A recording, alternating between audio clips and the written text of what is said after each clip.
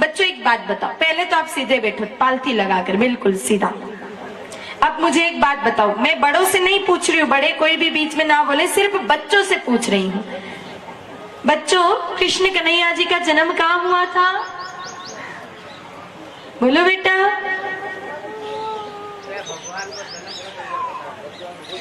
कहाँ हुआ था भगवान का जन्म? इधर वाले बच्चे बताओ, कहाँ हुआ था?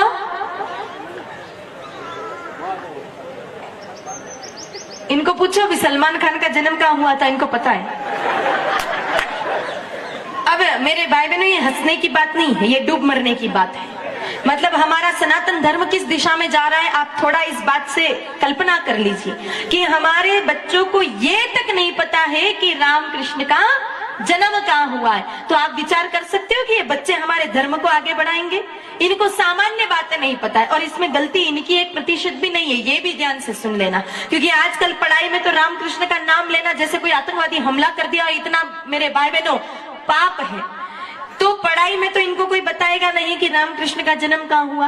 फिर कौन बताएगा? पहले बच्चों को पता होता, क्योंकि दादा दादी कहानियों के माध्यम से बच्चों को बता देते थे। पर आज कहाँ किसको फुर्सत है? दादाओं को तो दिन भर चबूतरे पर बैठ करके इधर उधर की परपंचायती राजनीति की बातें करने से फुर्सत नहीं, या फिर चौराहे पर बैठ करके ताश पीटने से फुर्सत नहीं, और दादियों को इधर उधर सास बहू की थारी मारी करने से फुर्सत नहीं। तो फिर इन बच्चों को कौन बताएगा कि रामकृष्ण का जन्म कहाँ हुआ है? मेरे भाई बहनों, ये बहुत ही शर्म की बात है कि हम हिंदू बच्चों को नहीं पता कि रामकृष्ण की कहाँ जन्म हुआ, ये जबकि धर्म की सामान्य बातें हैं। आप देखना, मुस्लिम संप्रदाय के इतने बच्चे होते हैं ना, वो सुबह सुबह टोपी लगाकर हाथ में अपने धर्म की धार्मिक पुस्तकें लेकर के तालीम लेने जाते हैं, उन धर्म की शिक्षा ग्रहण करने जाते हैं। क्यों? क्योंकि उनके माँ बाप ने उनको सिखाया है कि धर्म पहले है और बाकी सारी बात बाद में है। लेकिन हमें इससे कोई मतलब नहीं, हमारा धर्म जाए भाड़ में। जैसे ही बच्चा कुछ पढ़ने लग जावे तो आप अपने बच्चे को ए फॉर एप्पल और बी फॉर बॉल वाली किताब जरूर ला करके दोगे।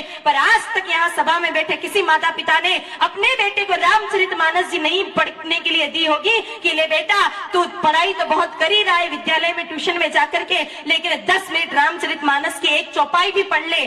कभी आप लोगों ने अपने बच्चों को गीता जी ले जाकर के नहीं दी कि ले बेटा एक श्लोक तू गीता जी का भी पढ़ ले? अरे पढ़ लिख करके धर्म की शिक्षा तो आपने दी नहीं, तो फिर ऐसा बेटा क्या करेगा? पढ़ाई लिखाई करके संस्कार तो आए नहीं, क्योंकि आजकल की पढ़ाई में संस्कार आएंगे ये तो कल्पना भी मत करना। क्योंकि आजकल जो मैकालय शिक्षा पद्धति है वो पूरे भारत को बर्बाद करने पे टिकी है। मेरे भाई में सिर्फ पेट भरने की शिक्षा दी जा रही है, बाकी धर्म का या फिर संस्कारों की कोई बात आजकल की पढ़ाइयों में होती नहीं है। तो फिर क्या होगा? पढ़ लिख करके बड़ा आदमी बन गया, लुगाई को लेकर आप माँ बाप को यहाँ सड़ने के लिए छोड़ देगा और भाग जाएगा। इसलिए बच्चों को बचपन से धर्म की शिक्षा दो। रामचरितमानस जी एक चौपाई रोज पढ़ाओ, ताकि कम से कम वो समझ पाए कि एक बेटे का कर्तव्य क्या होता है, एक पति का कर्तव्य क्या होता है, एक मित्र का कर्तव्य क्या होता है, भाई का भाई के प्रति क्या कर्तव्य होता है। मेरे भाई बहनों, जब तक धर्म जानते थे तब तक भाई भाई भी पूरी जीवन भर एक घर में गुजार देते थे। आजकल पत्नी आवे 8वें दिन दोनों को अलग अलग करना पड़ता है, नहीं तो मेरे भाई बहन 90 दिन कोर्ट में दिखेंगे, दोनों एक दूसरे पर केस दायर करते। क्यों? क्योंकि हमने धर्म की 1% भी शिक्षा अपने बच्चों को नहीं दी। संभले जाओ, इस तरह से तो धर्म पूरा मेरे भाई बहनों तार तार हो जाएगा। अपने बच्चों को कुछ न कुछ शिक्षा धार्मिक भी दिया करो, ताकि ये बच्चे संस्कारी बन सके। Hey there. Subscribe to my channel and also press this bell icon.